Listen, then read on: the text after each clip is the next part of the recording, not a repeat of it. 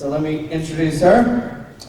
Alrighty. So this is Miss Kristine Harhoef. She has been ministering to actively aborting mothers for over a decade.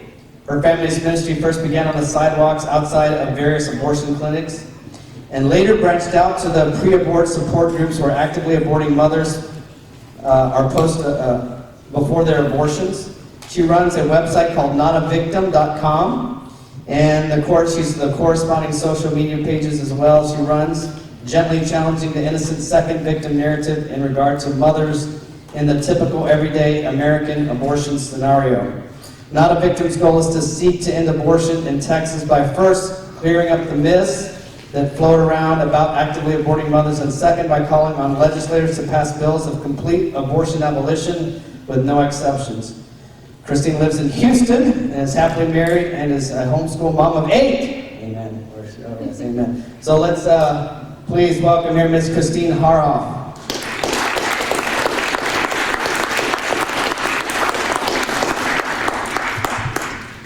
You can tell us a few jokes as well. Yeah, your next guest speaker is hoping her computer revives, otherwise this is going to be impromptu. Let's see if they can get it up and running. Yay! This is good.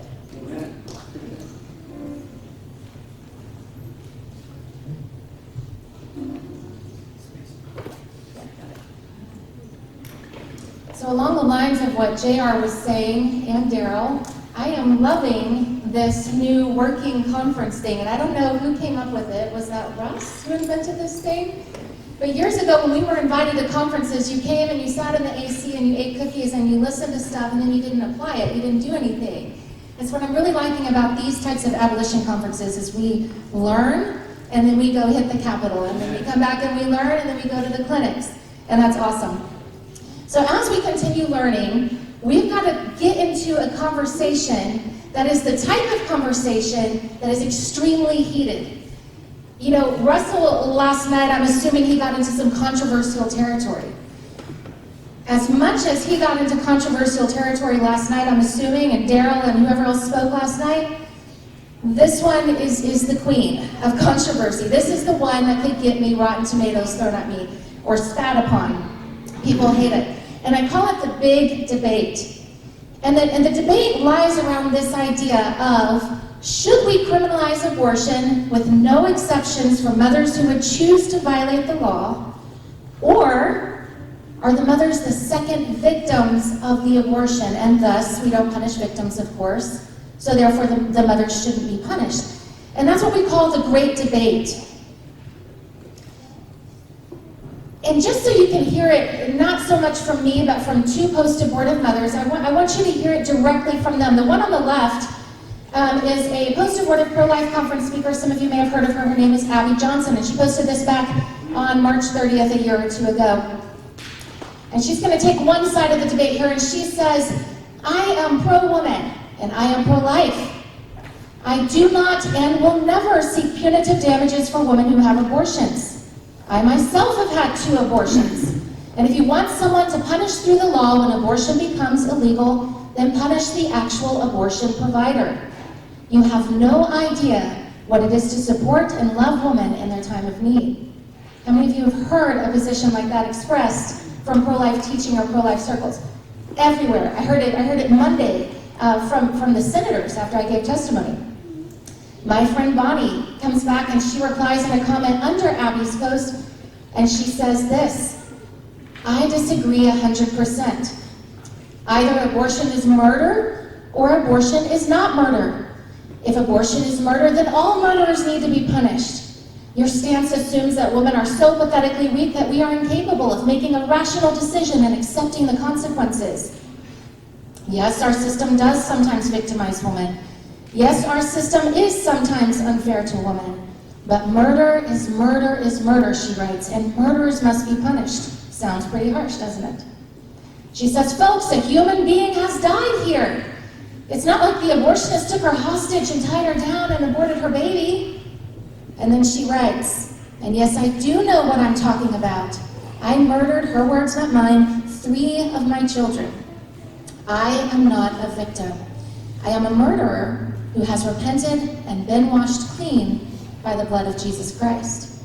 Are you getting the debate here? The two different sides? And people fight over this. And they fight and they arm wrestle, and you can't hardly enter these discussions without people getting very emotional, even just bringing up the topic and talking it through a little bit. But we have to ask, why does it matter? Why can't half of the room hold to Abby's position, and why can't the other half hold to Bonnie's position, and we all just get along, right? Why do we have to even bring it up? Why do we have to talk about this and get into all these fights and squabbles? Here's why. We're going to see if this video works. So we had the last legislative session 2 years ago. Texas legislature meets every 2 years. We had our bill of complete abolition, the bill that would have ended abortion in Texas and saved 55,000 babies minimum every year in Texas. And it was assigned to this committee, and this committee, lo and behold, gave us a hearing. That means that you could come and testify, as hopefully we're going to do soon with our current bill. And they gave us 3-minute testimonies, and all these people poured in, hundreds of people poured in, so they bumped our testimonies down to 1 minute. We were scratching, 2/3 of our speech to get it down to time. And this was a pro-life dominant committee. It should have been a slam dunk to get this bill passed through this committee. But I want you to hear what this pro-life, church-going, Christian, Republican committee decided to do with our bill, and why. So listen to the chairman now as he explains his decision.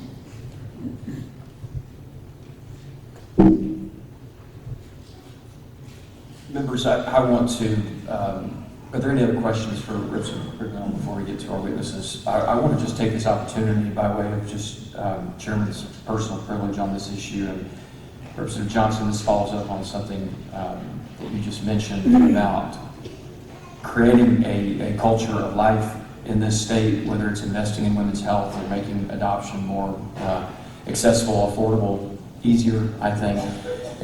Hopefully those are passions.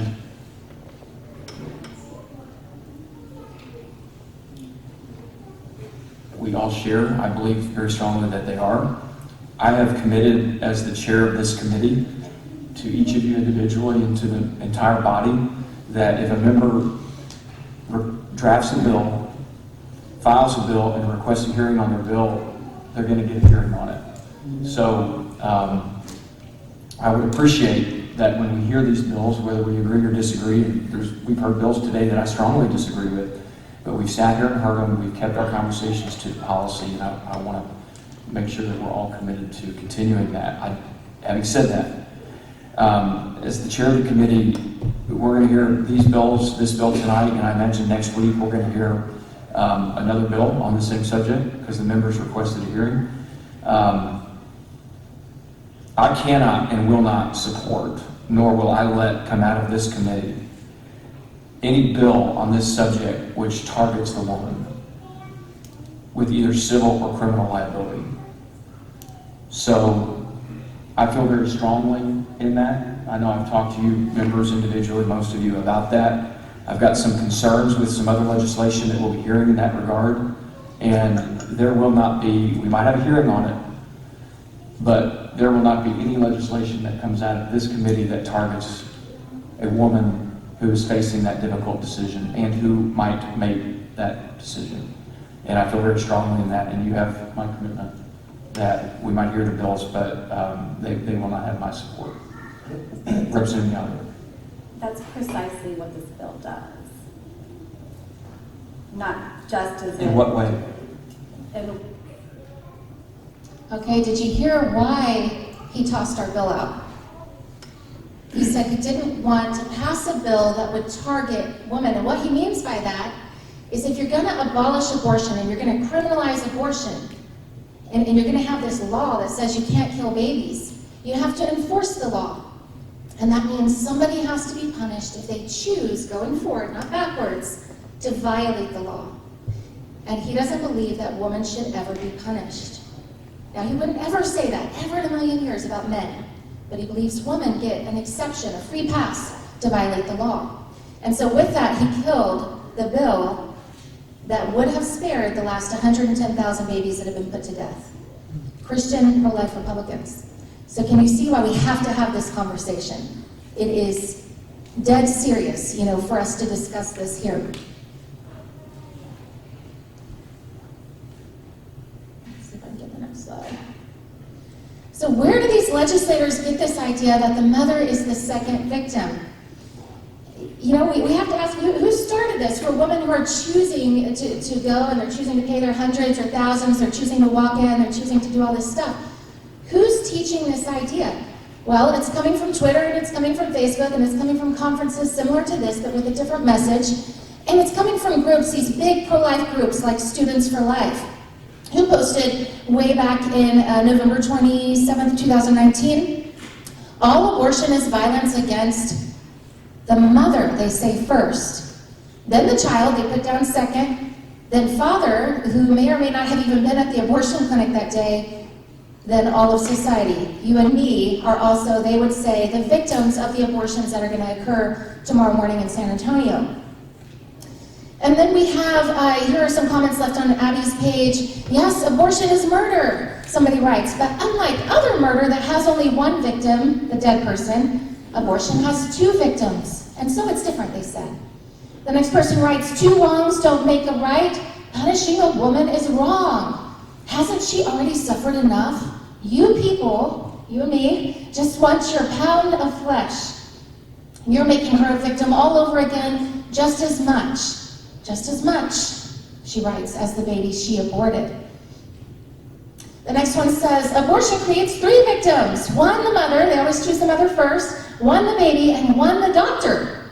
Even the abortionist is a victim in our culture of victimhood, who has to live with the fact that you terminated a pregnancy, that person writes. And we have to consider, is this right thinking? Is this thinking in accordance with God's law? Is this biblical thinking? Because the Bible says, and this is my position, that the heart of the problem is a problem of the heart. Matthew 15:19, for out of the heart comes murder, adultery, and sexual immorality. I believe, after working with these mothers for 11 years, that it is a sin problem. But people continue to wrestle over this and continue to fight, and I've probably got people mad at me in this room for even bringing this up. And I think that some of the reason that we fight and squabble over this one is because there's a giant misunderstanding in regard to who is ministering to who. And so we have to take a bit of a time out and talk through the foundational information about aborting mothers. And there's three categories of pregnant mothers, mothers with unplanned pregnancies. We have the abortion vulnerable. This tends to be who the pregnancy centers minister to. And the sonobuses, they minister to the mothers who are willing to go to a pro-life organization for help with their pregnancies. Category number 2 is the abortion-minded. This is the mother who's not grounded in God's law. Abortion is tempting, but she's not really scheduled it yet, but it's still on the table. The third category is the category I've predominantly been ministering to, and that is the actively aborting. And the actively aborting mothers are doing it. They've given their insurance card, they've made the appointment, they've paid their money, and they're in the process of going through with killing their baby. It's happening. And so we're going to refer to that one as the category in red. So why does it matter? Why do we have to understand all of these different categories of mothers with unplanned pregnancies? Well, here's why. The first reason is that if you don't understand these different categories, you're going to think that the pregnancy centers and sonobuses, and I've been offered the keys to a sonobus, and this is not an anti-sonobus or anti-pregnancy center thing. We all have our different ministries, and thank the Lord for that. But you're going to think that the pregnancy centers and sonobuses are talking about the category in red, actively aborting, when they mention their 8 out of 10 saves. They're usually talking about the category all the way to the left, on that previous screen, saves from potential abortions. When you note the signage, when it says Pregnancy Help Center, people who go to that usually are looking for pregnancy help to some degree. The hardcore pro-aborts are kind of allergic to our stuff, they don't usually go to things that say pro-life on them. Number 2, you will think the strategy of those who minister to the abortion vulnerable is the same suitable strategy for ministering to the category in red, the actively aborting. Number 3, you will wonder why those who minister to the category of the mothers and fathers in red don't report the same number of saves like those who minister to the abortion vulnerable. Daryl was saying just a few minutes ago that they've had saves, but it's not like every single time, like we hear from some of the other like Sonobus ministries. Number 4, you will mistakenly think that when there is a save by someone ministering to the abortion vulnerable, that was a save from an actively aborting mother. Number 5, you will listen to those who minister to the abortion vulnerable category. Pregnancy centers like CareNet, Heartbeat International, Human Coalition, Save the Storks, as an authority of sorts for ministering to the people group circled in red, the ones who only go to the abortion clinic, instead of listening to those who actually go and minister to the actively aborting. Number 6, you will think a save from the abortion vulnerable category is one less definite abortion this year from the babies put to death on American soil. 7, you and your church will heavily fund the ministries that minister to the category on the left, the abortion vulnerable, while throwing crumbs toward ministries that minister to the category on the right. Number 8, you'll think that we're winning. After all, if you believe that aborting mothers go through pregnancy centers and sonobuses and 8 out of 10 definitely choose life, then that does indeed sound like we're winning and we have a successful strategy. But we're not winning, and we don't have a successful strategy yet. But because you think we're winning with current strategy, number 9, you will write a check to those ministries ministering to the abortion vulnerable, and ignore ministries like Free the States and AA Texas, who are pursuing genuinely righteous legislation to abolish abortion, criminalizing it outright. Number 10, you will see no need for godly laws of abortion abolition that would subject the mothers to prosecution going forward for breaking said laws. After all, if our pregnancy centers and sonobuses are saving 8 out of 10 babies and all the mothers are going to them, if that's what you think, then why fix something that ain't broke? Because we'd be doing pretty good that way. But we have to talk these things through. Now, there's overlap between the various categories of mothers. At some point, most in the pro-life movement are going to see all 3 categories, but we're talking about which mothers are going to predominantly to which locations. Most of us are usually ministering to one particular category. Now, when we think about an aborting mother, this is the picture that we usually think of. She's alone, she's young, she's scared, she doesn't know it's a baby, she's fearful. Everybody gets this, and we're not saying that this isn't an actively aborting mother. There are a lot of women that have this moment when they get that positive pregnancy test, and the hand goes to the face, and they kind of freak out a second there. But I wonder if you also realize what an abortion clinic looks like at times. We're going to try to play this one too. I'm just dancing. I'm dancing. I'm out here celebrating a woman's right to do, what she wants with her own body. What is she doing? Her own choice, baby. Did you know What that does you she want to did do? Dance. Everything I gotta do with my body. Abortion clinic parking lot. Because I'm not a victim, I get video after video after video after video of the dancing aborting woman. Now, I can't say for sure. I do want to clarify. I don't know that she was aborting. She was there that day. She may have been with a friend, or she may have been personally aborting. Let's keep moving here. There's another one up standing outside of the abortion clinic. This is a woman who's come to counter protest, kill all babies, she is holding, and no, it's not photoshopped. Euthanize all pro-lifers, these women are holding. Baby's kind of a bad word. This mother writes, hey, I'm like a microwave, you put a baby in me and I'll kill it. Are you aware of the other side, that it's not just soft and sweet women who just don't know it's a baby and are having this moment where they're fearful, that there is an extreme level of demonic just vileness and filth that comes in the territory of ministering to the actively aborting. They can be very, very hard. I get memes like this all the time. Notice how they know it's a baby. You see the baby and the mama, and she's saying, this is your body, this is not, they're talking this through, they're thinking it through, but she says, get out of my body. This woman writes, you misspelled, and then she uses the sarcasm font. Put it up for adoption, she says. Some choices are my choice. Notice her words here. I can kill it if I need to, or just don't want to be pregnant. I don't desire to be pregnant, and yeah, I'd kill it, This one writes, I don't care if it's alive or not, it's getting aborted with a smile on my face. I'm not saying all these things to be gross and disturbing. I'm saying these things because Ephesians 5:11 says, expose the evil deeds of darkness. And I think you guys need to see this so you can see when we're calling for the criminalization of abortion, what people like me and for those who minister to the actively aborting are dealing with. We get these types of responses in our ministry. I have like 68 people reaching out to the mothers in the pre-abort support groups. We get stuff like this about half the time. We reach out, the other half we're pretty much ignored. Now, unless you think it's just me, it's the way I've trained people to reach out to the mothers, and I'm just a rotten person. This is Ken Ham's page after he announced his new fetal model exhibit at the Creation Museum. He said he had over 100 comments about Enos the fetus, that they wanted to come in and they wanted ketchup to dip the little embryos in, just horrible, horrible things. They're writing here, can I get a 10-piece with extra salt, please? Ranch and buffalo dipping sauce, and just all this nasty stuff. And I don't even want to say it. It's so gross. Hail Satan, they write, and ooh, I want to go and step on one. All this yuck, yuck, yuck.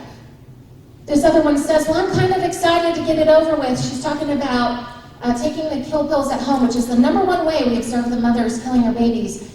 No abortion is required. They order the kill pills, delivered to their front door, and they take as many doses of that as needed to kill babies big or small. And she writes, well, I'm kind of excited to get it over with and discreetly at home. And the other one says, I was too. I got home and practically shoved those things in my mouth. And then they have some laughing emoticons from other women. The next one says,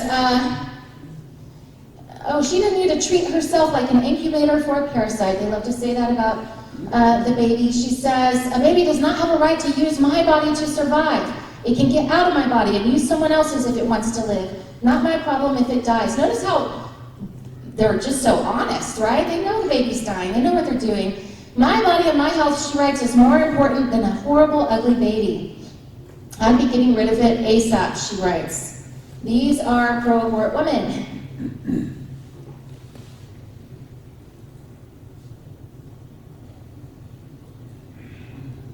This one says, why do they think showing baby parts is going to deter someone from wanting an abortion? She's either talking about graphic images or she's talking about fetal models here.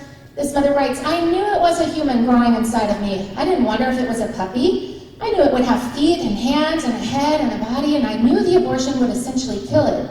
But it wouldn't make any difference to me had I seen pics beforehand or not. I didn't want another F-word human to be responsible for. I don't really care how the procedure happened. She didn't care if the baby was dismembered alive. I just knew I didn't want to birth another human. Do you see how honest they are? They know what they're doing. This one says, whether or not I see the sonogram or know the fetal development, I will with no hesitation end a pregnancy I don't want. If I don't want it growing inside of me, I won't be for long. It's as simple as that, she writes. I wrote her back. I said, I appreciate your honesty. Everyone should heed your words. Have you killed a baby before via abortion? Or is this just stating what you will do if you create a baby you don't want? And she just says, oh, I will do it with an F-word smile. Aborting women.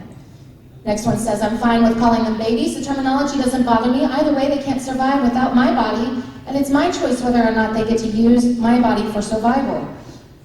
I'll kill, notice her words, any baby that I don't want inside of me. This one says, I'm pregnant, having a scan soon to find out if it's a girl or an abortion. We're seeing a number of women who are killing their babies because they're boys. She says here in a follow-up comment, some people have convinced me to look into raising my child as a girl, even if it's a boy, and trying to get treatment as early as 7 years old. I've been reading a lot about that. Abortion and LGBT issues go hand in hand. The LGBTers come to protest at the abortion clinic to serve as escorts, and it's all around this idea of bodily autonomy. So we're seeing some of these comments like this. You know, and if you don't believe me, once again, you know, I showed you Ken Ham's wall when he announced his new fetal model development display at the Creation Museum. But we have all these Facebook tag groups that you can go look at on your phone. You can see how they're saying these things firsthand. I'm not just creating screenshots for you here today. So these are tag groups, literally groups on Facebook where women and sometimes men gather around these particular ideas, like abort everyone, hell, Satan, eat your vegetables. Sorry, abortion is legal, stay mad about it. I'll dedicate my next abortion to you. As a former fetus, I support abortion. Hell, Satan, abort everyone. Raw batter isn't a cake, raw fetus isn't a baby. Heat is that fetus, which is means to violently hurl the baby across the room. Hundreds and hundreds of women will gather in these groups, sometimes many thousands. More. There's just so many Facebook tag groups. This made me want to marinate in Plan B until my uterus is just for show. If the fetus doesn't want to be aborted, it's free to leave on its own. It's not murder if you eat the fetus. This made me wish I could get pregnant just so I could get an abortion. We love Satan, we love to eat babies, which is something they put on signs when they come out. Now, I haven't pulled up a recent group number for this particular group, but just to show you a little bit, this is what it was back in October. I'll dedicate my next abortion to you has a membership right now of 13.3 thousand members. This, because we don't have the law to restrain the mother's sin and woman's sin, women are going demonic. They're just going into this level of vileness that is just jaw-dropping. So this is a post-abortive woman. She was hula hooping outside of the clinic holding a sign, "I do not regret my abortion." Another person posted on my wall, "We are not victims. The only victims are the women being robbed of their right to choose." I said, "Well, would you say that the majority of aborting women were coerced into their abortions against their will?" This post-abortive mother says, "Nope. Most women who get abortions want them. Quit forcing women to have babies against their will," she says. And I agree with her. Most aborting women want the abortion. This one writes, "Republicans are morons." I'm not saying that. She's saying that. "I'm a happy aborter. No victim here." So I asked her again, "Were you coerced into your abortions?" "Nope, and I would do it again too," she writes. So what are we to think? What are we to think when this man or woman, I don't even know because they were all transgender out at our clinic. What are we to think when they take our track and they light it with a cigarette lighter, as he did into the shape of a heart? What are we to think when this pro-abort woman stops cars at the clinic to go and rescue a worm that's crossing the driveway before she continues waving women in to kill their human babies? What are we to think when women put on tutus and go dancing ballet outside of the clinics? What are we to think when aborting parents pull up and they ride on the back of their SUV, "Jesus loves this place," before going in to butcher their baby? What are we to think when we see this type of signage, which I see all the time? They put it on either Facebook tag groups with this, they put it on my wall, on the Not a Victim wall, "Kill babies, hell, Satan." Nice-looking girls holding crazy signs, demonic signs. I think we've got to stop and think, there, but for the grace of God, restraining my own sin, would I go? Right? I could be that girl in the tutu dancing ballet, and I wouldn't look good in that. But I could be that one doing that. I could be writing blasphemies on the back of an SUV, but we praise God for our salvation that has restrained our sin and caused us to be holy as He is holy, and to put away these foolish things. And we should also think that pride comes before destruction and a haughty spirit before a fall. We never want to look at all of this as we're looking at this Ephesians 5:11 garbage. That it says expose the deeds of darkness. As we're considering all of that, we never want to get haughty. Our righteousness is in Christ, and we must clothe ourselves in humility as we have these discussions.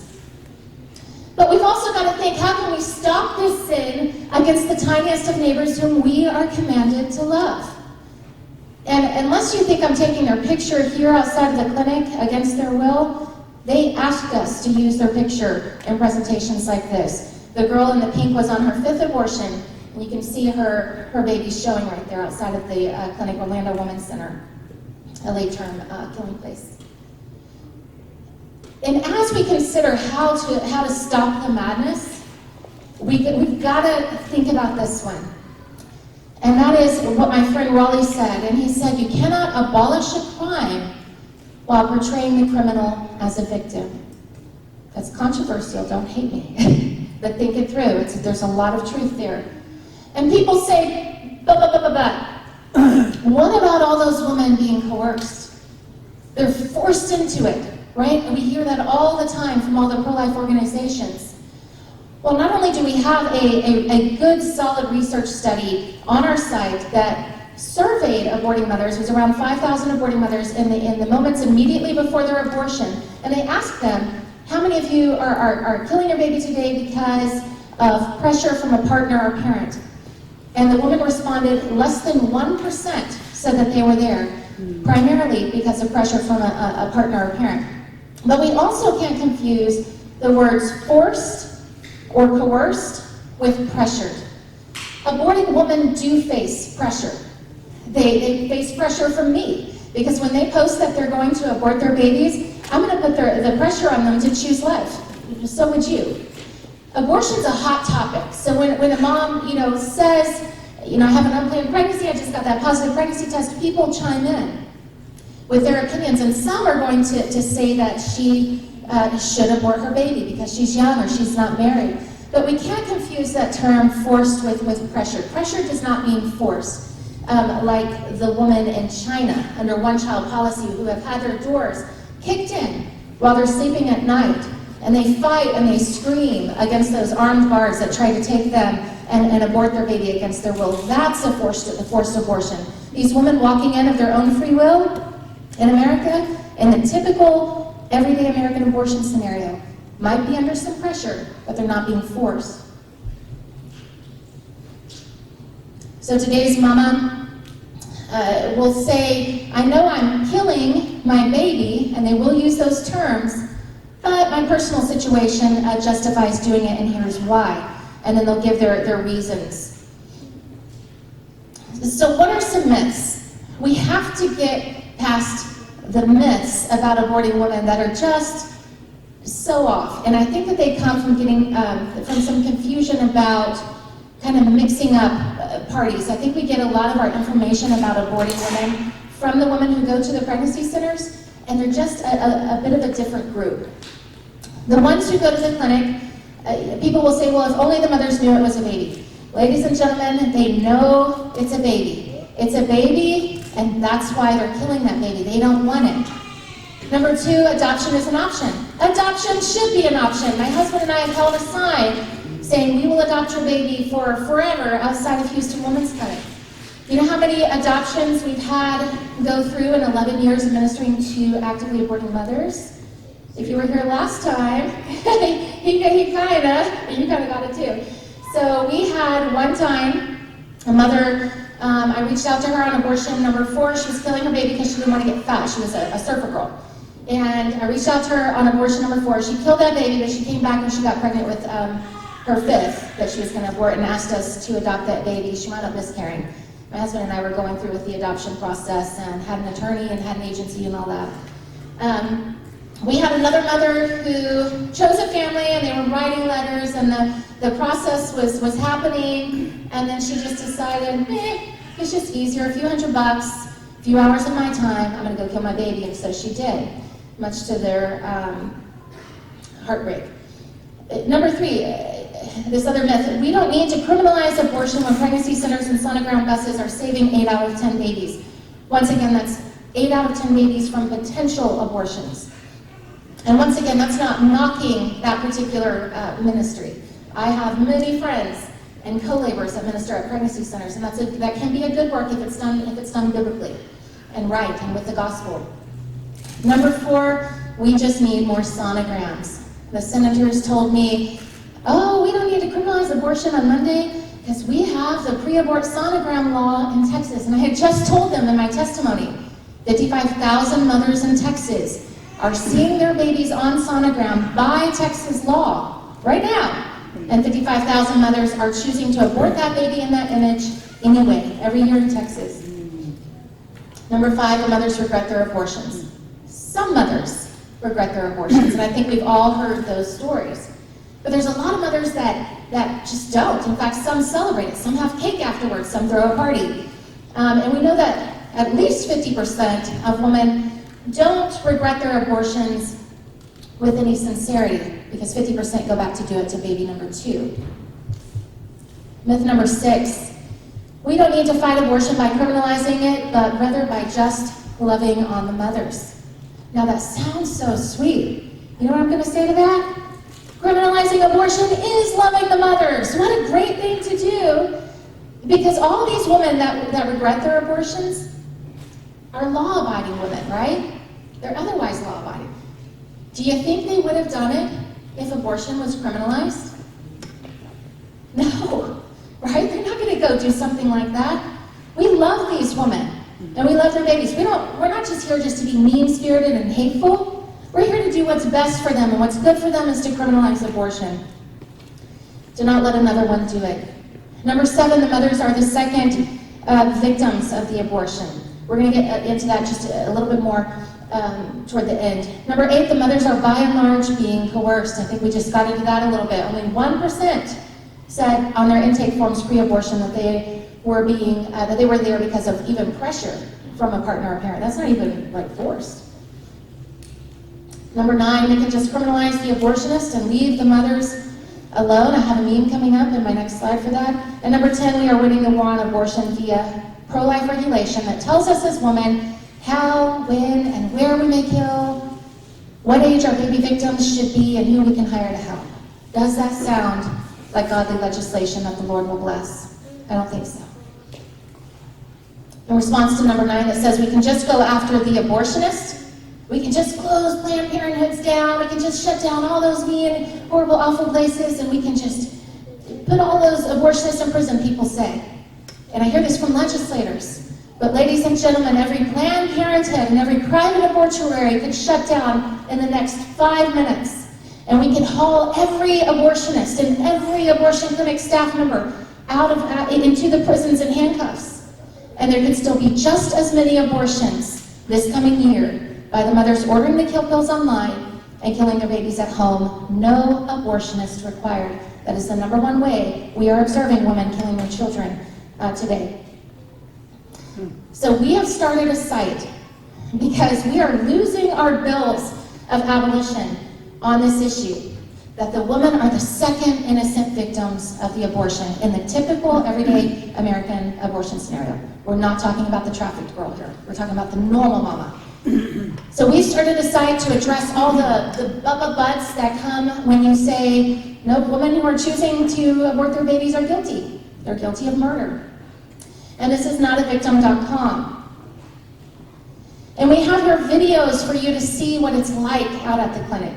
If you have not been to the clinic before, you need to see this stuff, because it changes how you see the problem of aborting women and how you see what we're dealing with and why we need the law to restrain sin. Godly laws restrain our sin, and we need that as women.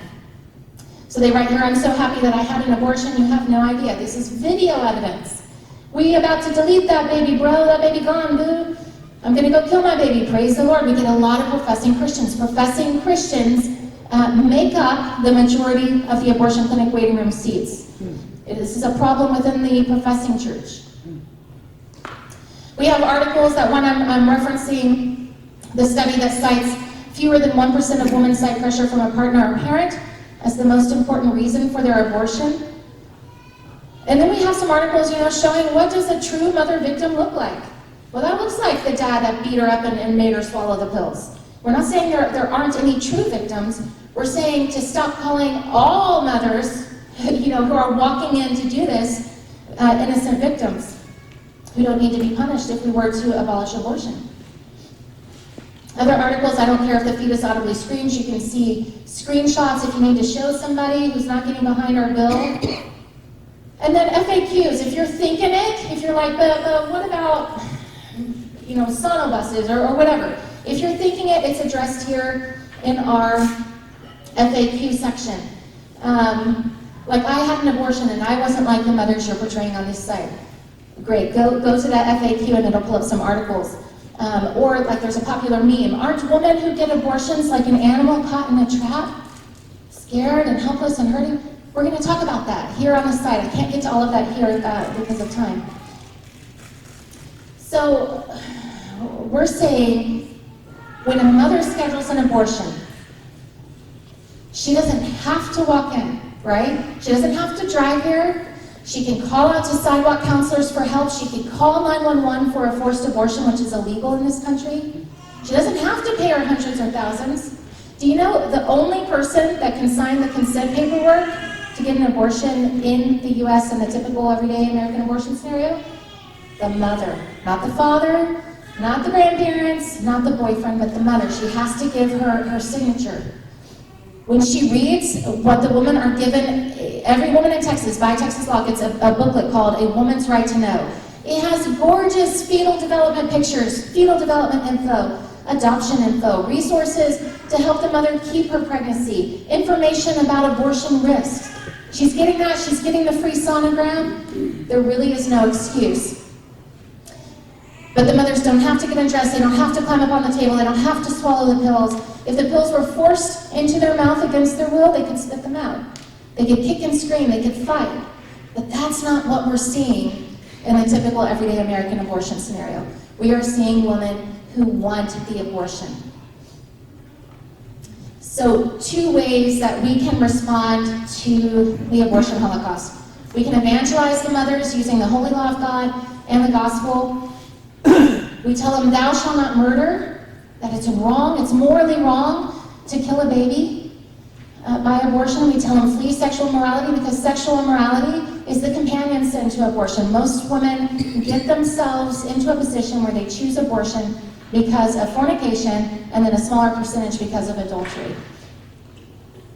And then we can work together as the Church Universal toward godly laws that will restrain the sin of mothers toward their children. And that's all I have for you, Brother Darrell.